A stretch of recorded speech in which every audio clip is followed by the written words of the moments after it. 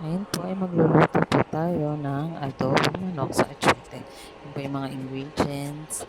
Yan, patis, star margarine, optional na bechin, atchote, paminta. Yan, nagpainit na po tayo ng mantika. Then, hintay lang natin uminit at ihulog natin una ang bawang. Yan. Gisa-gisa lang po natin siya. Then, pagkatapos ng bawang, ilagay na rin po ang sibuyas. At isunod na rin po natin ang luya. Yan, halo-haloin lang po natin. At sunod ay ilagay na natin yung manok na nilagyan ko na po siya ng asin para tumalab na rin po yung alat niya sa laman.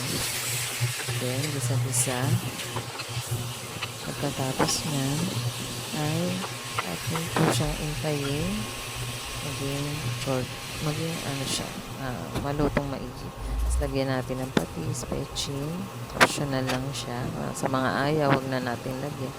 Then, paminta, 1 teaspoon. Ayan po. Halo-halo para ma-distribute yung tinimpla natin. Then, lagyan na rin natin sa pag-isa ang sabaw ng atchote. Yan. Kaya, pakuluin lang natin at ilagay ang star margarine.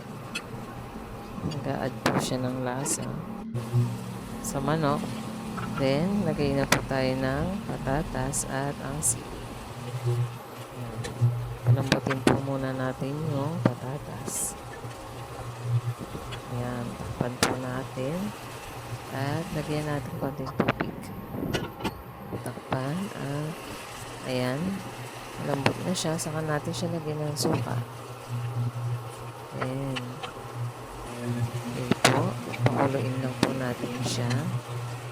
Ayan. Then, okay na po siya. Luto na po siya. Thank you.